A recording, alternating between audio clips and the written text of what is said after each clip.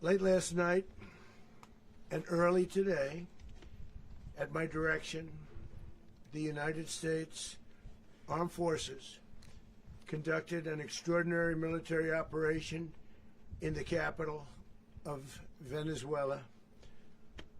Overwhelming American military power, air, land, and sea, was used to launch a spectacular assault.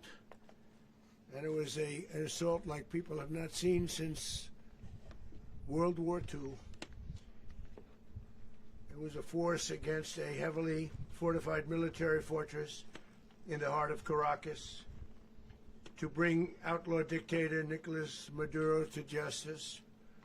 This was one of the most stunning, effective, and powerful displays of American military might and competence in American history. And if you think about it, we've done some other good ones, like the attack on Soleimani,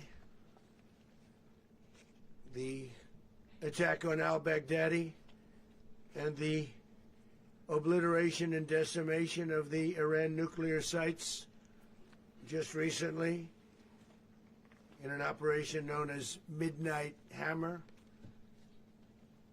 All perfectly executed and done. No nation in the world could achieve what America achieved yesterday, or frankly in just a short period of time. All Venezuelan military capacities were rendered powerless as the men and women of our military, working with U.S. law enforcement, successfully captured Maduro in the dead of night. It was dark. The lights of Caracas were largely turned off due to a certain expertise that we have. It was dark and it was deadly. But captured along with his wife, Celia Flores, both of whom now face American justice.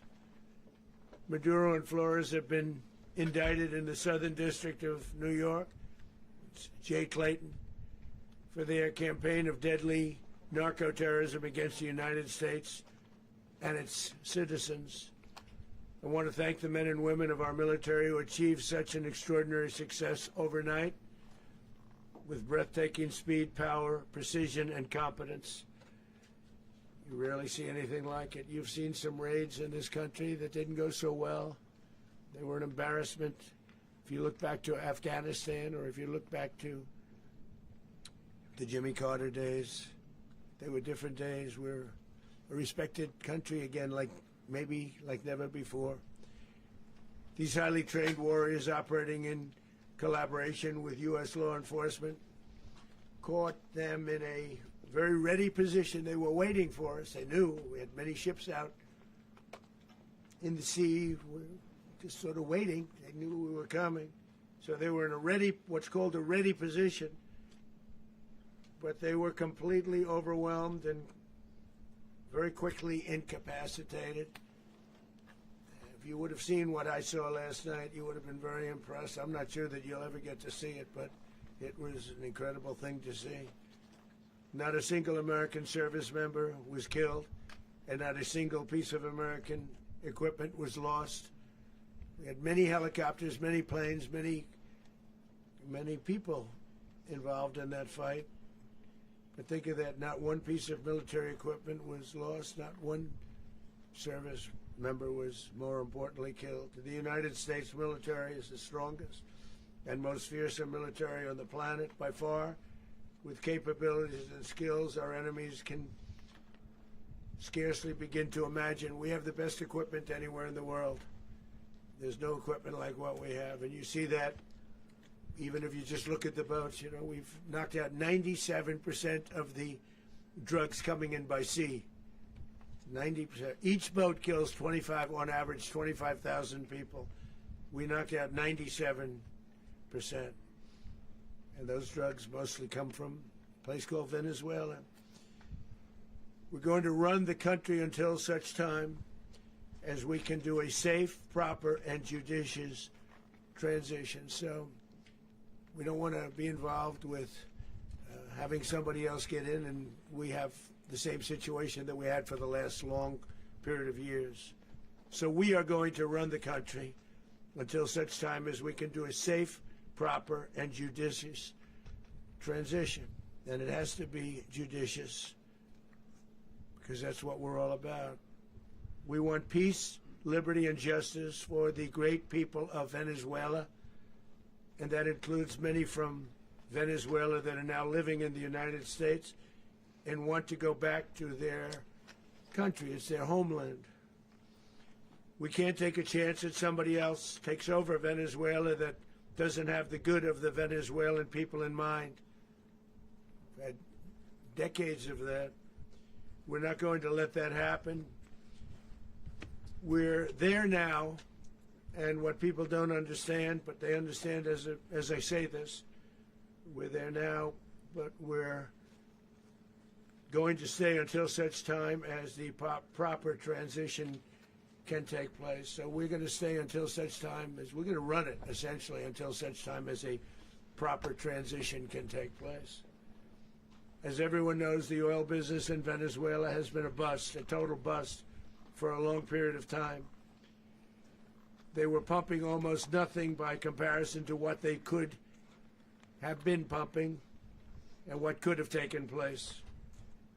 We're going to have our very large United States oil companies, the biggest anywhere in the world, go in, spend billions of dollars, fix the badly broken infrastructure, the oil infrastructure, and start making money for the country.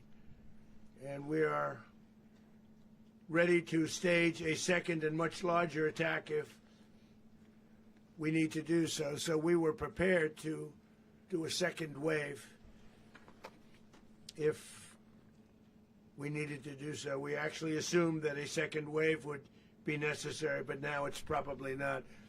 The first wave, if you'd like to call it that, the first attack was so successful, we probably don't have to do a second, but we're prepared to do a second wave, a much bigger wave, actually. This was pinpoint, but we have a much bigger wave that probably won't have to do.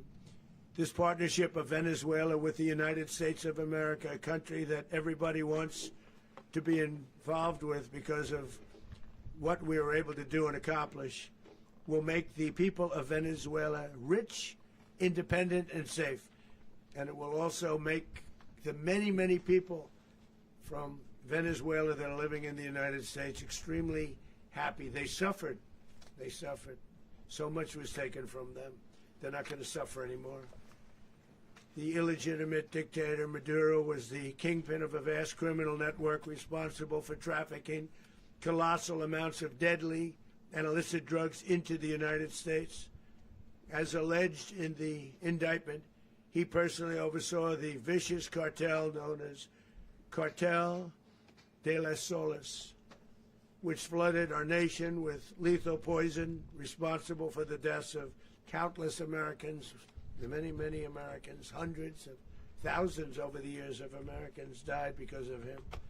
Maduro and his wife will soon face the full might of American justice and stand trial on American soil. Right now they're on a ship. They'll be heading to, ultimately, New York, and then a decision will be made, I assume, between New York and Miami or Florida. But we have people where the overwhelming evidence of their crimes will be presented in a court of law. And I've seen it. I've seen what we have. It's both horrible and breathtaking that something like this could have been allowed to take place.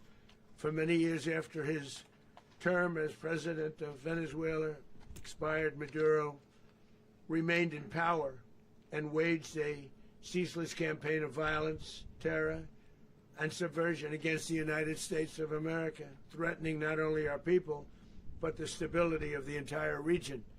And you all saw it. In addition to trafficking gigantic amounts of illegal drugs that inflicted untold suffering and human destruction all over the country, all over in particular the United States, Maduro sent savage and murderous gangs, including the bloodthirsty prison gang Tren de Aragua, to terrorize American communities nationwide, and he did indeed. They were in Colorado. They took over apartment complexes. They cut the fingers off people if they called police.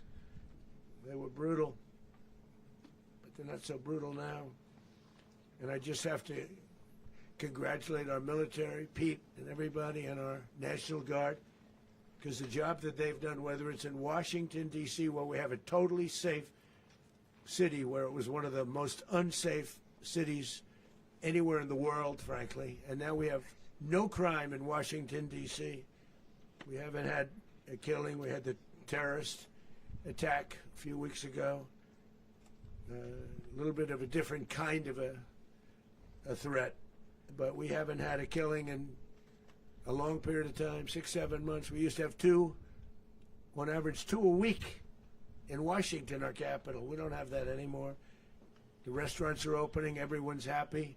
They're going, they're walking their daughters, they're walking their children, their wives, they walk to restaurants. Restaurants are opening all over Washington, D.C.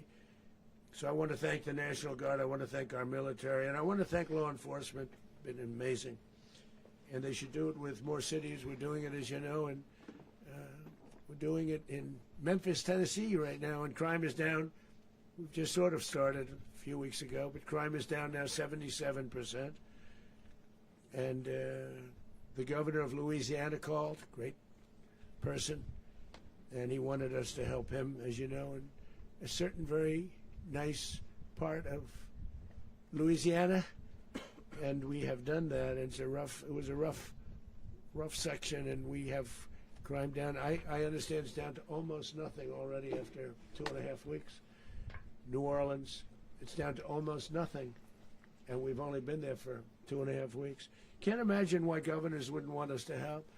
We also helped, as you know, in Chicago, and crime went down a little bit there. We did a very small help because we had no working ability with the governor. The governor was a disaster, and the mayor was a disaster. But it knocked down crime. But we're pulling out of there when they need us. We'll know. You'll know. You'll be writing about it. And likewise, Los Angeles, where we saved Los Angeles early on, where the head of the police department made a statement that if the federal government didn't come in, we would have lost Los Angeles. That's long after the fires. That's when they had the riots in Los Angeles. We did a great job. Got no credit for it whatsoever, but that's okay. It doesn't matter. We don't need the credit. But we'll be pulling out when they need us. They'll call, or we'll go back if we have to. We'll go back. But we did a great job in various cities. But the place that we're very proud of is Washington, D.C., because it's our nation's capital. We took it from being a crime-ridden mess to being one of the safest cities in the country. But the gangs that they sent raped, tortured, and murdered American women and children. They were in all of the cities I mentioned, Tren de Aragua. And they were sent by Maduro to terrorize our people, and now Maduro will never again be able to threaten an American citizen or anybody from Venezuela. There will no longer be threats. For years I've highlighted the stories of those innocent Americans whose lives were so heartlessly robbed by this Venezuelan terrorist organization. Really one of the worst. One of the worst, they say the worst. Americans like 12-year-old Jocelyn Nungary from Houston. Beautiful Jocelyn Nungary, what happened to her?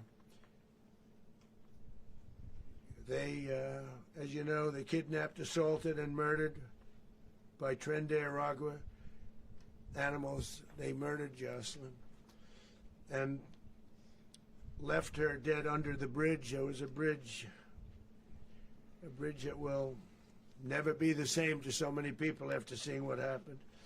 As I've said many times, the Maduro regime emptied out their prisons, sent their worst and most violent monsters into the United States to steal American lives. And they came from mental institutions and insane asylums. They came from prisons and jails. The reason I say both, they sound similar. Actually, prisons a little bit more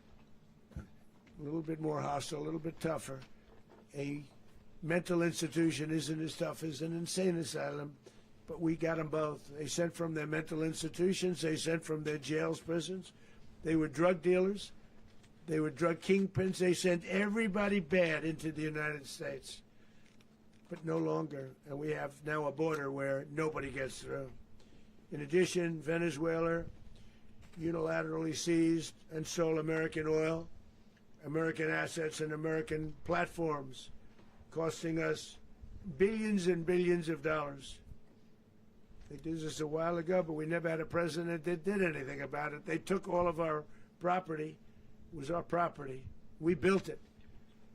And we never had a president that decided to do anything about it. Instead, they fought wars that were 10,000 miles away. We built Venezuela oil industry with American talent, drive, and skill, and the socialist regime stole it from us during those previous administrations, and they stole it through force. This constituted one of the largest thefts of American property in the history of our country. Considered the largest theft of property in the history of our country. Massive oil infrastructure was taken like we were babies, and we didn't do anything about it. I would have done something about it. America will never allow foreign powers to rob our people or drive us back into and out of our own hemisphere. That's what they did. Furthermore, under the now deposed dictator Maduro, Venezuela was increasingly hosting foreign adversaries in our region and acquiring menacing offensive weapons that could threaten U.S. interests and lives. And they used those weapons last night. Potentially in league with the cartels operating along our border. All of these actions were in gross violation of the core principles of American foreign policy, dating back more than 2 centuries, and not anymore. All the way back, it dated to the Monroe Doctrines, and the Monroe Doctrine is a big deal, but we've superseded it by a lot. By a real lot. They now call it the Monroe Document. I don't know. It's Monroe Doctrine. We sort of forgot about it. It was very important, but we forgot about it. We don't forget about it anymore. Under our new national security strategy, American dominance in the Western Hemisphere will never be questioned again. Won't happen. So just in concluding, for decades, other administrations have neglected or even contributed to these growing security threats in the Western Hemisphere. Under the Trump administration, we are reasserting American power in a very powerful way in our home region. And our home region is very different than it was just a short while ago. The future will be, and we did this in my first term. We had great dominance in my first term, and we have far greater dominance right now. Everyone's coming back to us. The future will be determined by the ability to protect commerce and territory and resources that are core to national security. These are core to our national security. Just like tariffs are, they've made our country rich, and they've made our national security strong, stronger than ever before. But these are the iron laws that have always determined global power. And we're going to keep it that way. We will secure our borders. We will stop the terrorists. We will crash the cartels, and we will defend our citizens against all threats, foreign and domestic. Other presidents may have lacked the courage or whatever to defend America, but I will never allow terrorists and criminals to operate with impunity against the United States. This extremely successful operation should serve as warning to anyone who would threaten American sovereignty or endanger American lives. Very importantly, the embargo on all Venezuelan oil remains in full effect. The American Armada remains poised in position, and the United States retains all military options until United States demands have been fully met and fully satisfied. All political and military figures in Venezuela should understand what happened to Maduro can happen to them, and it will happen to them if they aren't just fair, even to their people. The dictator and terrorist, Maduro, is finally gone in Venezuela. People are free. They're free again. It's been a long time for them, but they're free. America is a safer nation this morning. It's a prouder nation this morning because it didn't allow this horrible person and this country that was doing very bad things to us. It didn't allow it to happen. And the Western Hemisphere is right now a much safer place to be. So I want to thank everybody for being here. I want to thank General Raisin Kane. He's a fantastic man. I've worked with a lot of generals.